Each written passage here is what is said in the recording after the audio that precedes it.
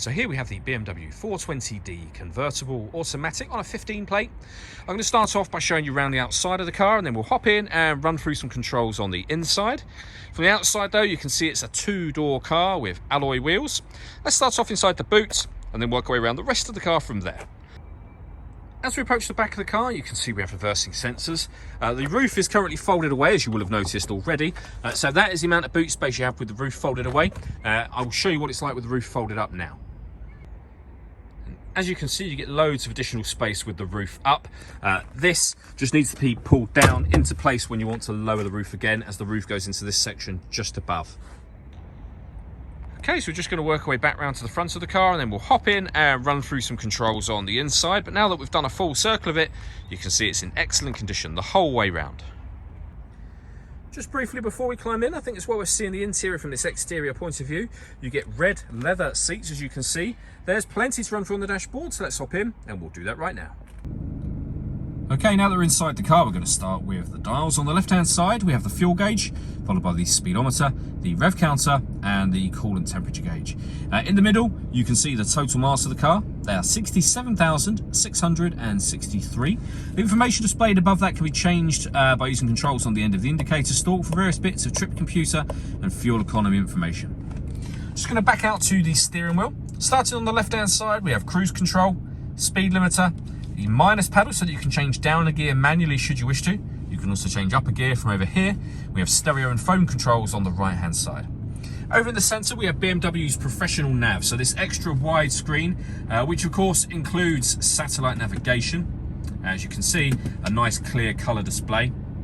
All of the movement I'm making up on the screen is all being done using the iDrive system, which is this dial just here and the collection of buttons that surround it, but you can do virtually everything from the dial. For example, you can rotate it round to radio, push the dial down. We're now in our radio menu, where you can see we have FM, DAB and AM radio. If you want to listen to your own music, you can do. That's done under the multimedia heading, where you've got a CD player, as well as various external devices you can plug in or connect. So we have USB, Bluetooth audio and auxiliary inputs as well. Working our way down from that, we have the CD player, the main volume for the stereo, and then dual zone climate control. So you can adjust the passenger temperature, fan speed in the middle here. You can adjust the passenger temperature up and down, driver temperature. You can increase, as you've just seen me do, and decrease the fan speed from here. That button turns your air conditioning on.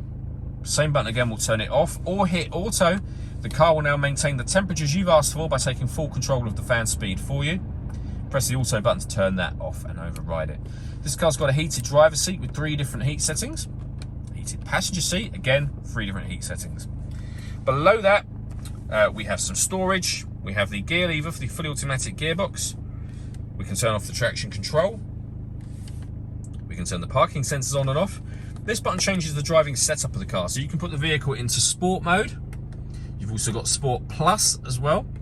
We can go all the way back down to Sport, Comfort, which is your everyday driving, and Eco Pro. We then have the iDrive system, which I mentioned a moment ago, and the controls for the roof. So this button will operate the roof, which we'll come back to in just a second. But we've also got this and this. These will turn on heated blower in both the passenger and driver seat to heat up your neck for when you have the roof down. And you have 3 different settings for each of those. I'll show you the roof working next. So if I lift my finger up on that button, you'll see the windows will first of all go down simultaneously. The roof will now open up in a couple of sections. So the front opens over the back, and the back opens over that as well. The tailgate will open, and then that will all fold down into the boot. You can, once it's folded away, take your finger off the button, or if you hold it on the button, which I'm going to do, you'll see all 4 windows will all go up again simultaneously. And it's as easy as that. All that leaves me to say is thank you for taking the time to watch this video. If you'd like to come and see the car in person and have a test drive, please feel free to give us a call here at Mach 1 Cars. We'd love to hear from you soon.